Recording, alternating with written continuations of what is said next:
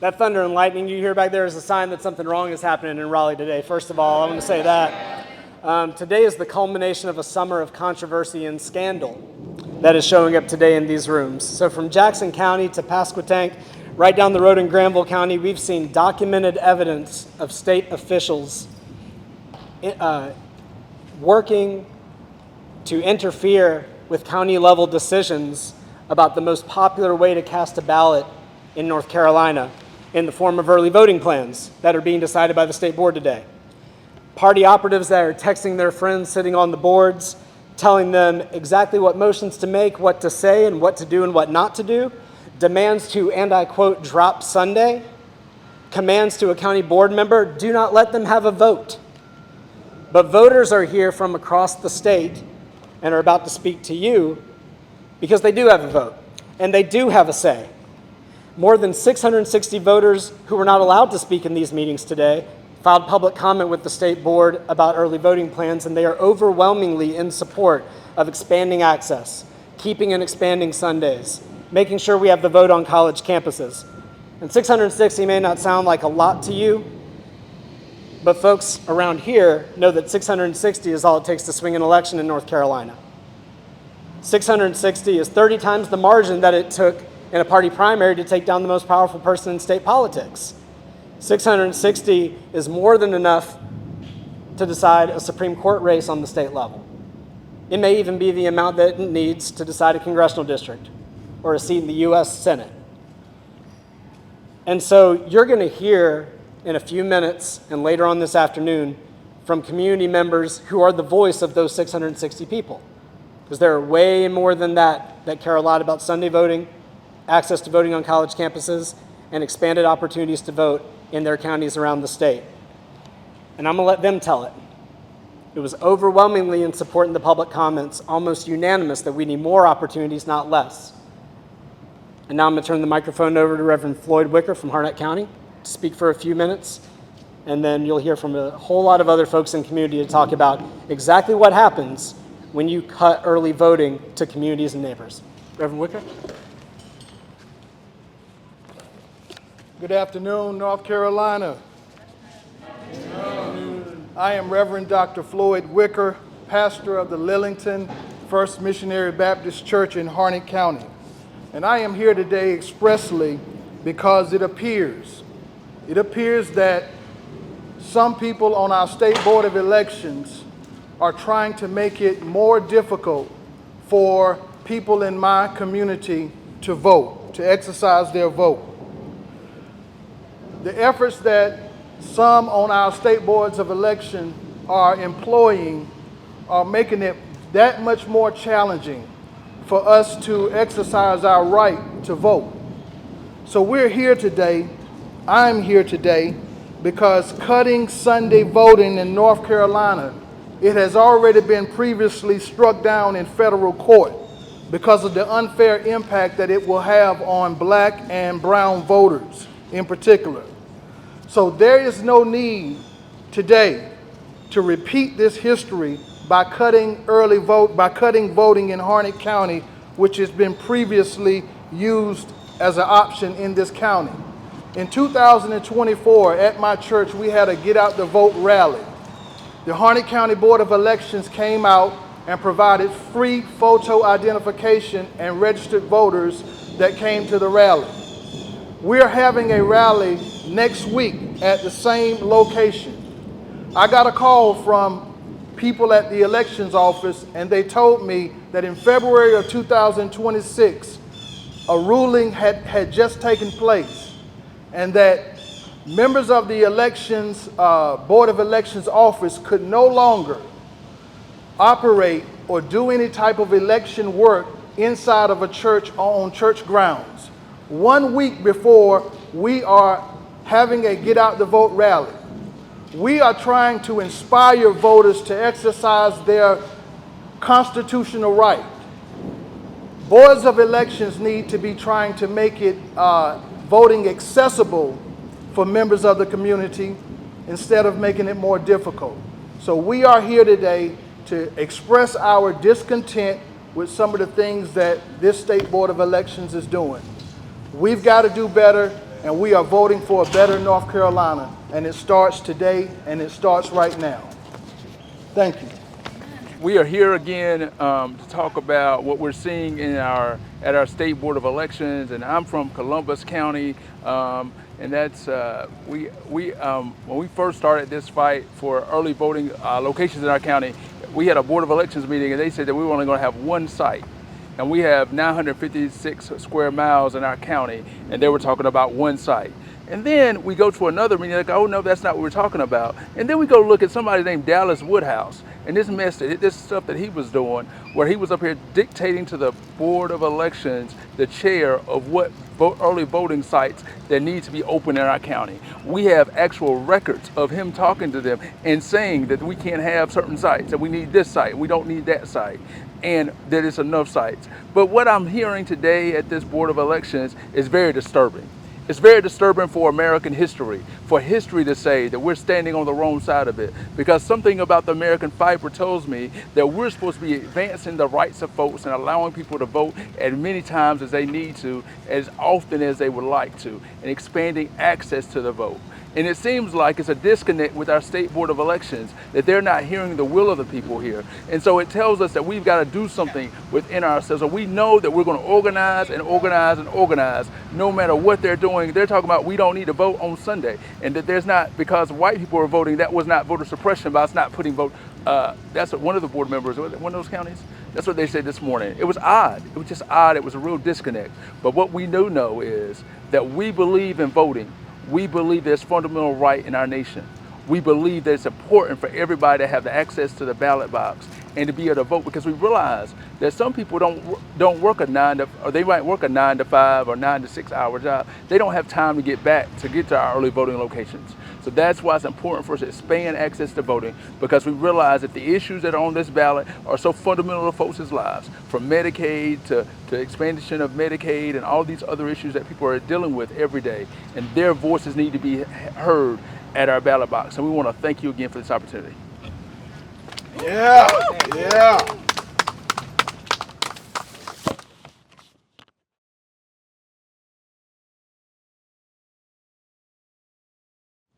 Good afternoon. My name is Attorney Dawn Blagrove. That's BLAGRO, V as in Victor, E as in Edgar. I'm the Executive Director of Emancipate NC. Emancipate NC is an organization that is committed to ending systemic and institutional racism, particularly in the criminal justice system, but wherever the intersection meets. This morning, what we saw from the North Carolina State Board of Elections was a textbook example of what we are fighting. A textbook example of what systemic and institutional racism looks like. Let me be clear. Institutional racism is called that because it is institutionalized. The harm to Black and brown communities is institutionalized. It is codified in a way that makes it look as though the rule is fair and unbiased, when we all know that that particular rule will have a disparate impact on the ability of Black and brown people to vote in the state of North Carolina. What the State Board of Election has made clear here today is that they do not care about protecting everyone's right to vote. They do not care about ensuring that all North Carolinians have easy access to the ballot. What they care about is using rules, policies, and procedures to systemically recreate poll taxes, to systemically recreate making a Black man write out the entire Constitution in order to be able to vote. Making Black women count how many jelly beans are in a jar to get access to the ballot. Now, the tactics of systemic and institutional racism may look different, but the outcomes are the same. We have a board of elections who does not care to extend the opportunity of voting to all North Carolinians. They do not care to protect the access to the ballot that all Americans should have. Because if they did, we would not have to have a day-long meeting about whether or not to do something that is basic common sense. And that thing is simply making it easier, creating more access, giving more opportunity for people to vote. That is truly what we are talking about here today. And except for two very strong members of this board, the others seemed to not care about creating more access to the ballot, do not care about improving the numbers of voter turnout by making it easier and more accessible to more people.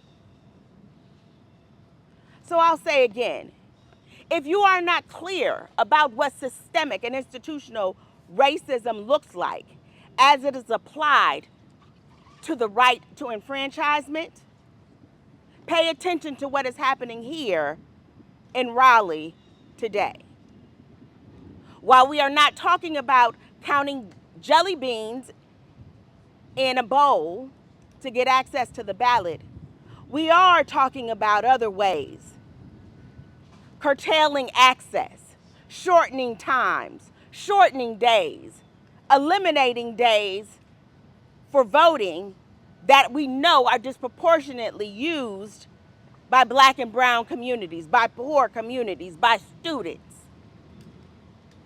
Make no mistake, cutting out Sunday voting is no different than asking a Black man to write out the preamble of the Constitution to get access to the ballot. Cutting out Sunday voting is no different than asking a Black woman to count how many jelly beans are in a bowl in order to get access to the ballot. These are all tactics, similar tactics, although different.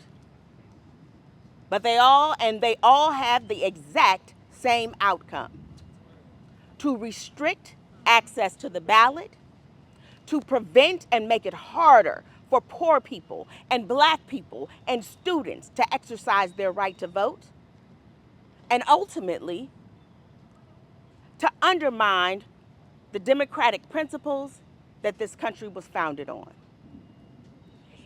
If you care about ensuring that democracy remains strong, if it even is strong at this point, it is imperative that you lean in and pay attention to what is happening in these meetings and call your elected officials, call your board of elections and let them know you want Sunday voting. You believe in democracy and that you want every person who is capable and able to cast a ballot. Thank you. Good afternoon.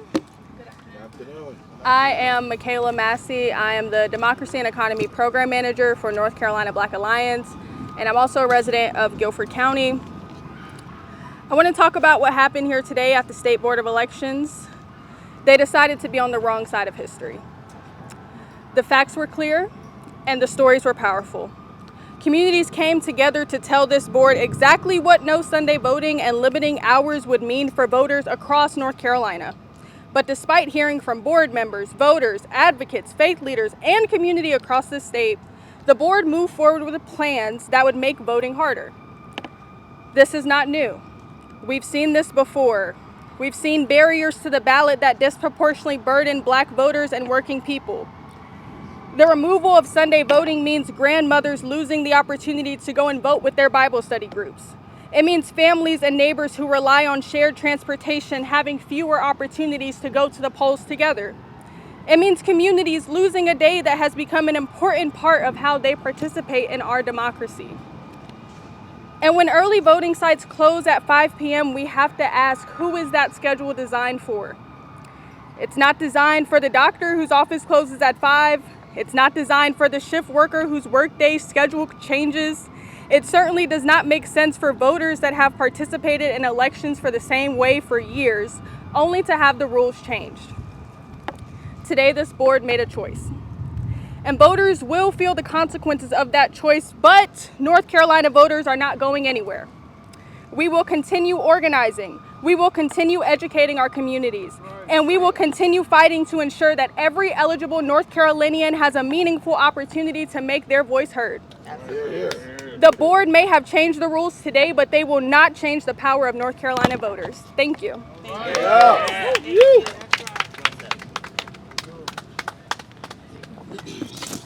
Well, I would say good afternoon, but it really hasn't been a good afternoon.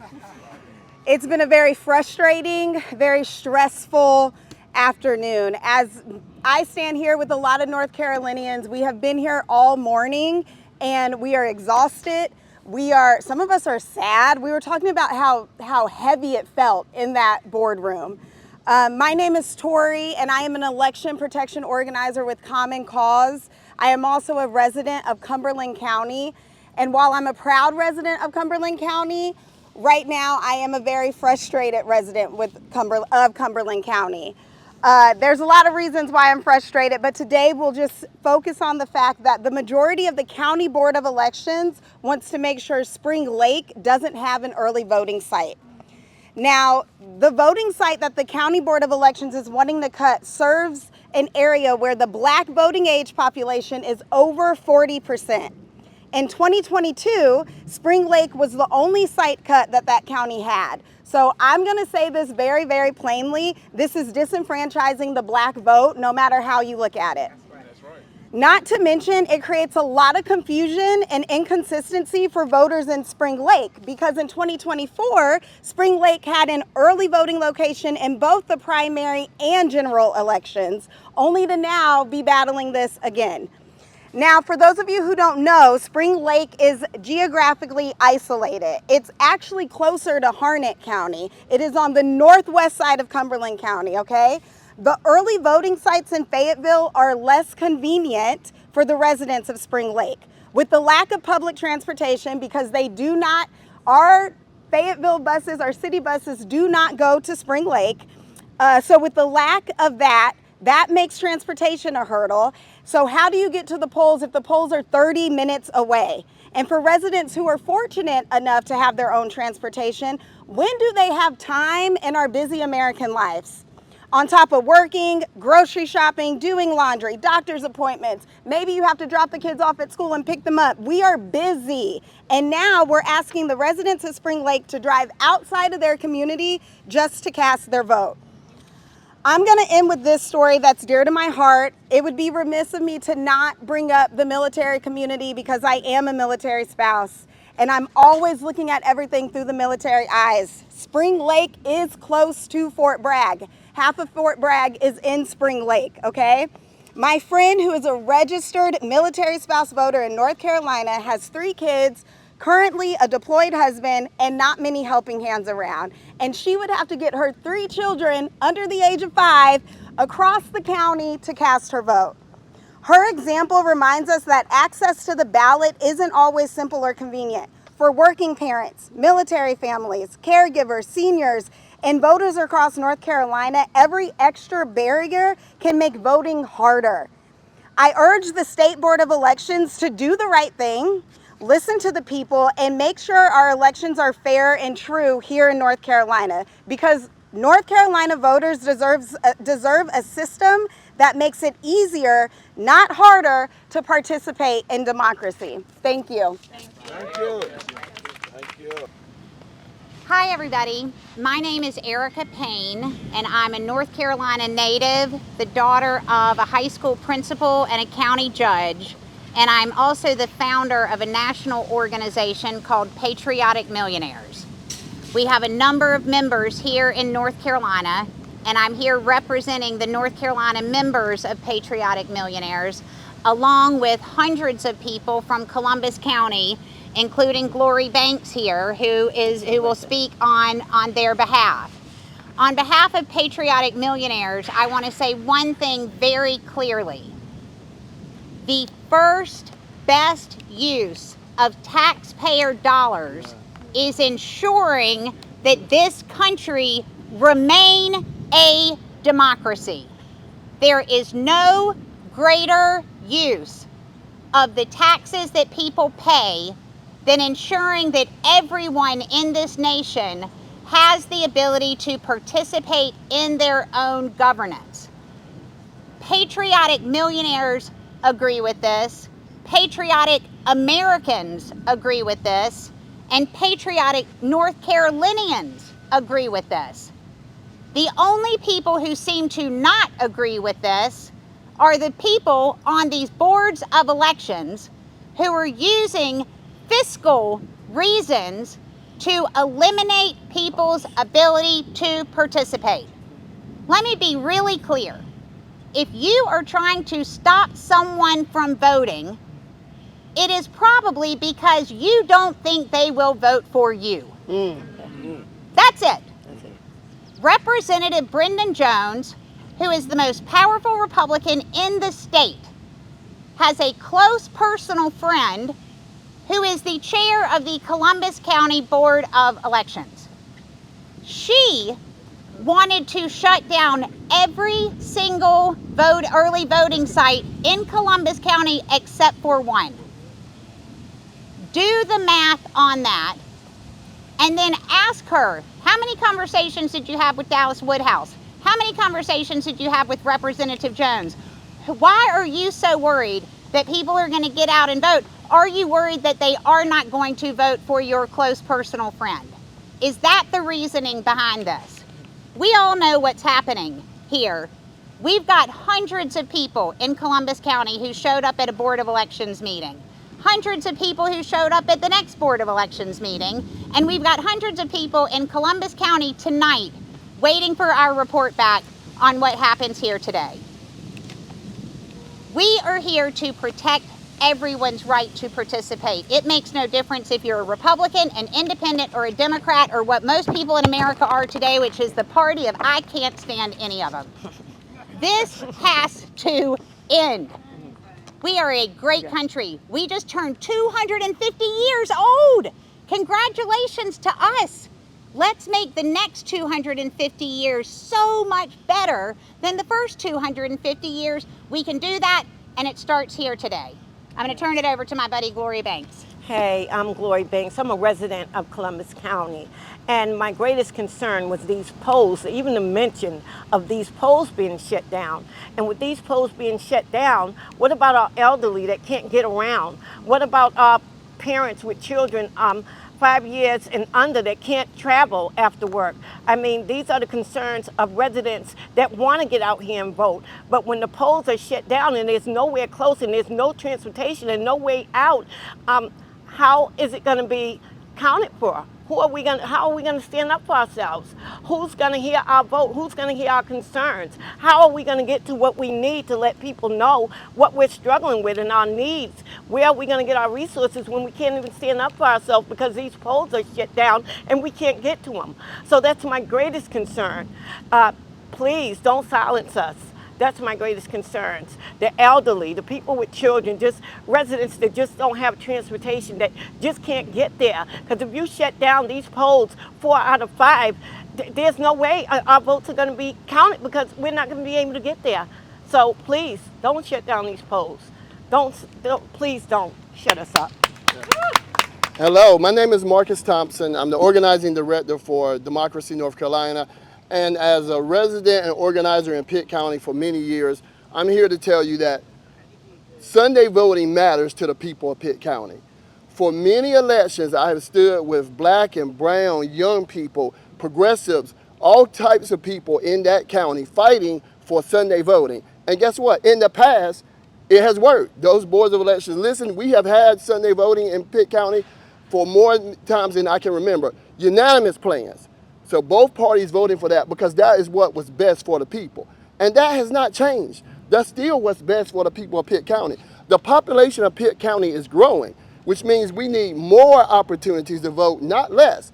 And that means Sunday voting. Now listen, let me be clear. We appreciate all the Saturdays, but 10,000 hours on a Saturday doesn't help a black person who only has Sunday off, and that's the day he can vote. So I'm here to tell you, we are fighting for Sunday voting. We're not going to stop fighting for Sunday voting. You may not have known this, but we were here today in 100-degree weather fighting for early voting plans. We're here in the rain and the thunder and lightning fighting for early voting plans. We've had administrative changes move us around. We're not going to let any of that stop us. We won't let the Board of Elections stop us either. We will continue to advocate for these Sunday voting plans because it matters to the people. Thank you. Here, here, here, here. Hey y'all, my name is Kristen Hefner. I'm a resident in Granville County and an organizer for our Down Home, North Carolina chapter. I am here with a few of my fellow Granville County residents. And we're here because we want to save our early voting sites. People in Granville County have been showing up to every single County Board of Elections meeting and County Commissioner meeting since they announced these plans. We packed the room to standing room only. 150 people showed up to the first meeting on June 16th. And of all those people, the majority wanted our sites to stay the same. The two sites that they are trying to move and remove in Granville County just so happen to be in majority black and brown areas. We know that that's not an accident. These are the two sites that 90% of our black and brown voters in Granville County use. 4 out of 5 early voters voted those two early voting sites, and those are the ones that they want to take away.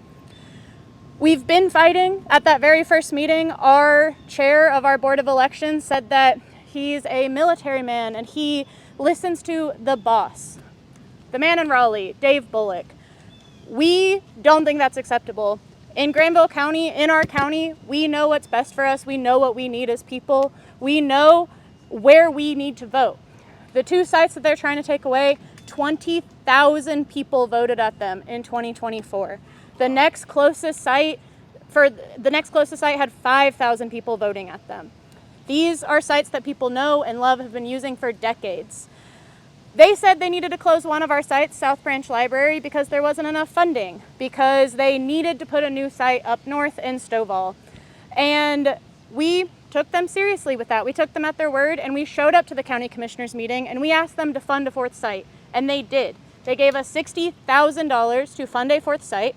We went back to the Board of Elections, and the 2 Republican members of the Board of Elections turned that money down. They said no, they turned the money down, and they said that we will still close those sites.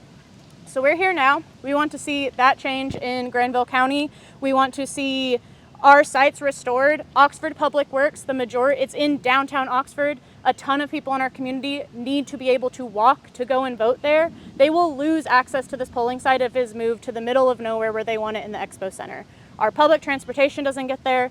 Folks will lose their access to vote. South Branch Library, the closest site for most people in that part of the county, that's the site I vote at, will be 20 minutes away. Nowhere close to where people normally grocery shop, where they do their errands, none of that. We need to protect voting in Granville County, in our state, and that is why myself and a bunch of other Granville County residents are here today. So I hope the State Board of Elections does the right thing and uses the money that is available to save our sites. Here, here, here, here. Thank you so much for joining us. We are so excited to be together at the State Board of Elections. We're staying here until the bitter end, and when we fight, We win. when we fight, We win. All right, let's go, y'all.